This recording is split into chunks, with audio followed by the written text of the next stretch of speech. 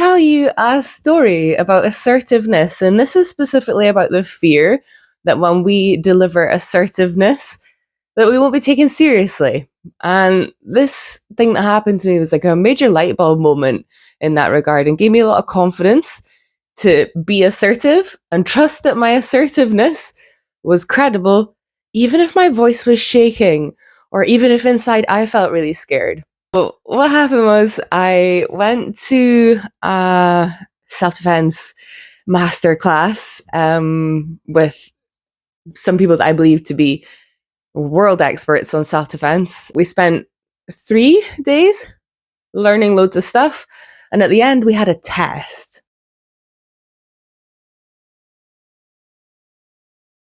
Now, I didn't know if the situation could actually be de-escalated or not. It might be a situation where I have to fight for my life to escape. I don't know before I go in. And basically, they just kind of threw me into the room, like, okay, this is the scenario. This is where you're at. Sink or swim. The situation that they gave me was that I was out cycling on a trail by myself, alone in the woods, and some opportunistic forest ranger comes across me when my bike is broken down and basically doesn't take no for an answer and tries to initiate potentially some kind of sexual assault or something. But because this was a test and because I was being assessed and because people were watching and because it was a bit trauma sensitive for me too, I was having a really big adrenaline dump. And the person who was perpetrating against me was doing, quite a good job of being the perpetrator, kind of not taking no for an answer, trying to do that whole like, oh, let me help you. What, you being a bitch? You don't want my help, blah, blah, blah, blah. And I kept kind of like saying no, being firm, not over explaining myself too much. But the adrenaline dump was very real and I was shaking. And there was one point where I literally like held my hand out and I was like, no. And when I looked at my hand was like shaking and I was like, oh my God, I'm doing terribly right now. This guy can see that my hand is shaking. My voice is literally cracking. Like I might even be stuttering on my words a little bit. And I just, I did my best, but I didn't feel very good about my performance, I think. But this is a really amazing part, okay? This is a part that blew my mind. The situation couldn't be de-escalated. I had to fight for my life to escape, blah, blah, blah, whatever. So we did a debrief afterwards. And what was amazing was, first of all, to all of the people who were watching, they were astounded by my assertiveness. Apparently, from the outside, I looked like the Terminator or something. I'm sure somebody said I was a Terminator. Like, they said I was so credible. And inside, I did not feel that at all. And then this is like the real part that blew my mind. I got to debrief with a guy who was pretending to be the perpetrator. And he was like, I was terrified of you, Arizona. Like, he was like, you were so intimidating. I didn't even want to, I lost all my confidence in my, perpetrator energy. He was like, I was stuttering, I just wanted to get away. Like, you came across as so confident. You came across as unbreakable, like stone cold. Like, these were definitely some words that people said about it.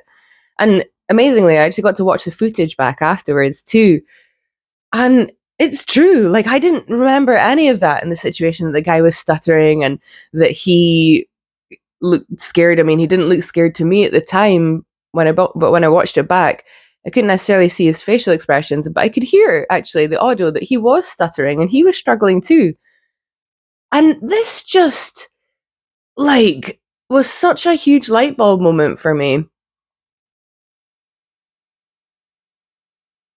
It's easy to think sometimes when we're trying to be assertive that we need to be some ideal of perfect, that the posture has to be perfect, we have to be super strong and every word needs to come out right, and we need to have perfect crisp language and not stutter, and there needs to be no crack or break in your voice, or you need to have perfect eye contact. And actually, I don't really think any of that is necessary to be assertive. If anything, what I would say, what I learned from that experience is that there can be credibility in assertiveness that is delivered and stood by even when there's fear. So if I'm trying to lay a boundary or tell somebody to leave me alone or walk away or stop whatever they're doing, even if I am struggling to make perfect eye contact, even if I haven't found the most perfect words, the fact that I'm still doing it anyway is very powerful, actually. In a way, it's communicating, yeah, I'm scared. I'm still doing this anyway.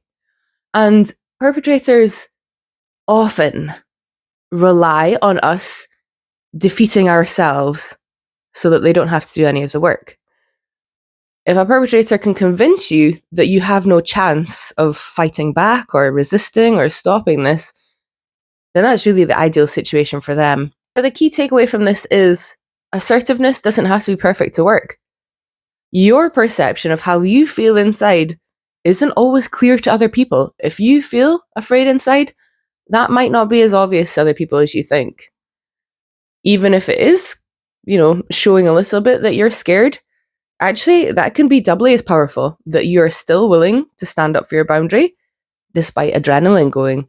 And, anyone who's been in real life fighting situations knows that when adrenaline is going, people can go far beyond their normal abilities. So that's a risk. If I'm a perpetrator and I can see that someone's having an adrenaline reaction, but they're still standing up and, resisting, I'll be like, oh, that's unpredictable. I'm not as sure that I want to follow through with this situation as I was before. On the flip side of you feeling scared inside, but it not showing on the outside, let's also remember that not every perpetrator is a master villain. They're human too. They're also having an adrenaline reaction. And it can be easy to assume, because they're in the role of perpetrator, that they are mighty and powerful and, dominating. But maybe inside they're actually super scared too. And the more that you're showing resistance, they are increasingly losing confidence in themselves. And actually, maybe they inside are becoming quite scared and they're looking for a way out. What I've taken away from that is to deliver my assertiveness even when I feel scared, even if my voice is coming out really cracked, even if I don't sound heroic, to still do it anyway. And the amazing thing about doing that is that I'm actually building XP points, experience points, skill every time I do that. Every time I say something difficult, even when I'm a bit shaky, I become 1% better, 10% better. So that means the next time I do it, again, I become 10% better, 1% better, 5% better, 50% better, whatever. And the more I keep doing this, the more I build the skill of assertiveness, so that one day my assertiveness probably is going to be quite firm, even in a very extreme situation. So probably the biggest takeaways from this are: don't let the fear of imperfect assertiveness prevent you from being assertive, because your assertiveness might actually come across as a lot more credible than you think it would from your inside perspective. Number 2, don't underestimate the fear inside your perpetrator. Number 3, every opportunity taken to deliver assertiveness, as imperfect as the delivery is a massive step forward in your assertiveness journey and really, really matters. Makes valuable contribution to your overall skill of assertiveness. And that makes it easier for you to say difficult things in general in life, whether that's laying a boundary with a friend, as opposed to a life or death self-defense situation. So yeah, go for it, try it. Imperfect assertiveness is better than giving up too easily. You got this. I believe in you.